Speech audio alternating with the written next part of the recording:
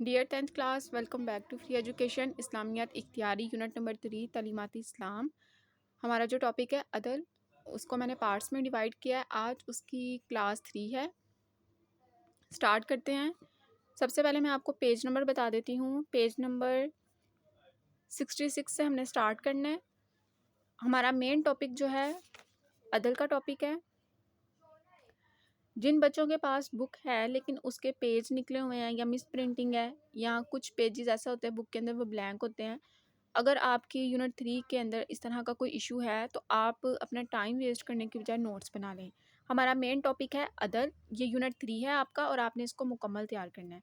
آج ہماری اس کی کلاس جو ہے، ہم نے اس سے پہلے 1 2 3 کلاسز ہم نے مکمل کر لی ہیں۔ آج اس کی کلاس 4 ہے۔ پیج نمبر ہے آپ کا 66۔ اچھا، اس سے پہلے ہم نے 2 مثالیں پڑھی تھی عدل کے بارے میں، ایک نبی پاک صلی اللہ علیہ وآلہ وسلم کے حوالے سے اور ایک ہم نے قریش کی خاتون کی مثال پڑھی تھی۔ ان دونوں مثالوں سے پتہ چلتا ہے کہ نبی پاک صلی اللہ علیہ وآلہ وسلم جو ہیں وہ عدل کس طرح کا عدل فرماتے تھے اور انہوں نے عدل کے بارے میں کیا حکم دیا ہے۔ اب ہم آگے پڑھتے ہیں۔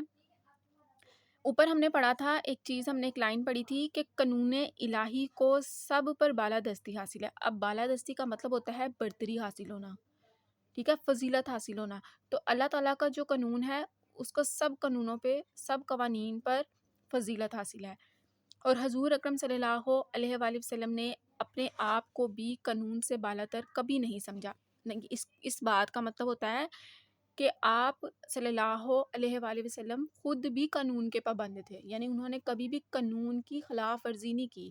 جو قانون اللہ تعالیٰ نے فکس کر دیا وہ اس کے ہی پیروکار تھے، اسی کو فالو کرتے تھے، کبھی اس کو نہ بدلنے کی کوشش کی اور نہ ہی اس کے اگینسٹ گئے۔ اس لائن کا یہ مطلب ہے۔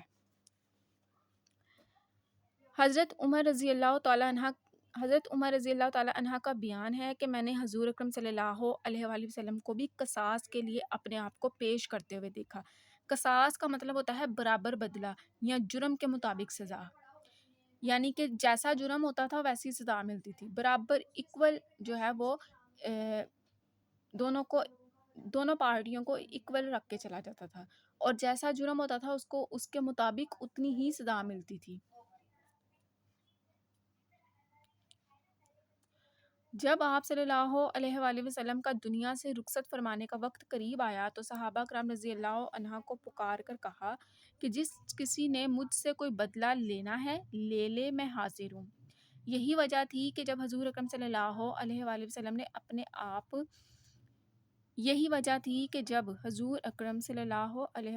نے اپنے آپ کو قانون سے بالاتر نہ سمجھا تو مسلمانوں کا ہر حاکم یا خلیفہ اپنے آپ کو قانون کے سامنے اسی طرح جواب دہ سمجھتا تھا جس طرح ایک ادنا خادم۔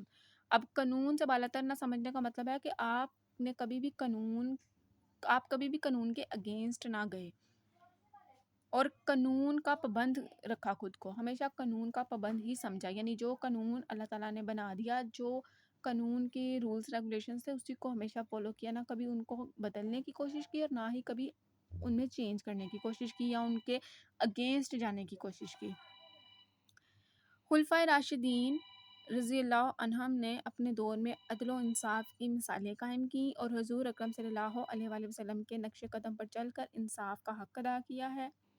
حضرت عمر اور حضرت علی المرتضیٰ رضی اللہ عنہ کا انصاف تو مثل بن گیا تھا، مثل یعنی مثال بن گیا تھا۔ ایک بار حضرت علی مرتضیٰ رضی اللہ عنہ ایک مقدمے کے سلسلے میں قاضی کی عدالت میں بطور فریق پیش ہوئے۔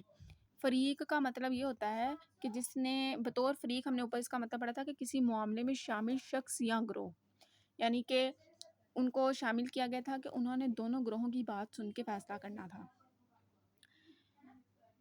قاضی نے آپ رضی اللہ عنہ کو ابو تراب کہہ کر پکارا۔ اب ابو تراب کا مطلب ہے، یہ ابو تراب جو ہے یہ آپ کو نبی پاک صلی اللہ علیہ وآلہ وسلم کی طرف سے ایک لقب ملا تھا، لقب ہے جو آپ کو نبی پاک صلی اللہ علیہ وآلہ وسلم کی طرف سے ملا، یا نبی پاک صلی اللہ علیہ وآلہ وسلم آپ کو پیار سے پکارا کرتے تھے جس نام سے۔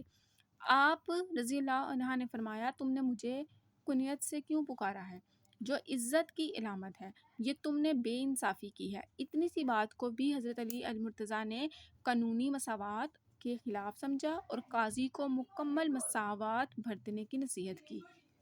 حضرت عمر رضی اللہ تعالیٰ عنہ نے اپنے بیٹے کو شرعی سزا دے کر عدل و انصاف کا بول بالا کیا۔ آپ رضی اللہ عنہ کے عہد میں بڑے سے بڑے گورنر اور با اثر انسان قانون کی ضد سے نہیں بچ سکتا تھا، یعنی کہ چاہے وہ کتنے ہی بڑے عہدے کا بندہ ہے، کتنا ہی بڑا انسان ہے، جب قانون فیصلہ کرتا تھا تو اگر وہ غلطی پر ہوتا تھا تو اسے بھی سزا ملتی تھی، چاہے پھر وہ کتنا ہی اثر و رسوخ یا اتھارٹی رکھنے والا بندہ ہو۔ حضور اکرم صلی اللہ علیہ وآلہ وسلم نے قاضیوں اور ججوں کے لیے ایک ضابطہ اخلاق دیا ہے جس کے چند اہم اصول ہیں، یعنی کہ جو قاضی ہوتا ہے، جج ہوتا ہے، جس نے فیصلہ سنانا ہوتا ہے، ان کے لیے کچھ اصول ہیں، کچھ ان کو باتیں بتائی گئی جن کو فالو کرتے ہوئے وہ انصاف کے پہلوؤں کو سامنے رکھتے ہوئے فیصلہ کر سکے۔ پہلا ہے مدعی اور مدعا عالیہ۔ مدعی کا مطلب ہوتا ہے شکایت کرنے والا، جو شکایت لے کر آیا ہے، اور مدعا عالیہ کا مطلب ہوتا ہے جس کے خلاف شکایت درج کی جا رہی ہو یا جس کے خلاف شکایت کی جا رہی ہو۔ پہلے شکایت کرنے والے کی سنی جائے اور پھر جس کے خلاف شکایت کی جا رہی ہے اس کی بھی سنی جائے، دونوں کی بات کو سنا جائے۔ مدعی اور مدعا عالیہ کے بیانات سن کر فیصلہ دیا جائے، یعنی صرف یہ نہیں کہ جس نے شکایت لگائی اس کی سن لو اور جس کی شکایت لگائی جا رہی ہے اس کی نہ سنو، دونوں کی سنو۔ کسی ایک فریق کے بیان پر اعتماد کر کے یک طرفہ کارروائی نہ کی جائے، یعنی ایک گروہ کی بات سن کے تو فیصلہ نہیں کرنا، دونوں گروہوں کی بات سننی ہے۔ حضور خاتم النبیین صلی اللہ علیہ وآلہ وسلم نے حضرت علی المرتضیٰ رضی اللہ عنہ کو یمن بھیجتے وقت وصیت فرمائی۔ اب یہ ایک حدیث کا ترجمہ ہے، جب تیرے سامنے دو فریق مقدمہ بیٹھ جائیں، یعنی دو گروہ ایسے جن میں تنازع ہو اور تمہیں وہاں فیصلہ کرنا پڑے، تو اس وقت تک فیصلہ نہ سنا جب تک دوسرے فریق کا بیان اس طرح نہ سن لے جس طرح پہلے کا سنا۔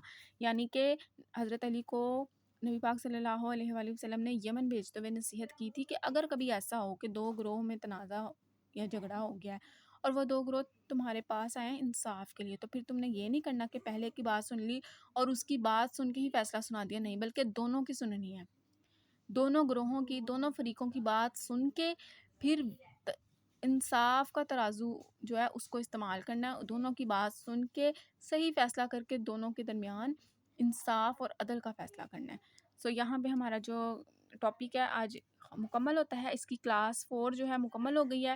امید کرتی ہوں کہ آپ کو عدل کا ٹاپک جو ہے تیار کرنے میں آسانی ہو جائے گی۔ Stay connected and stay blessed.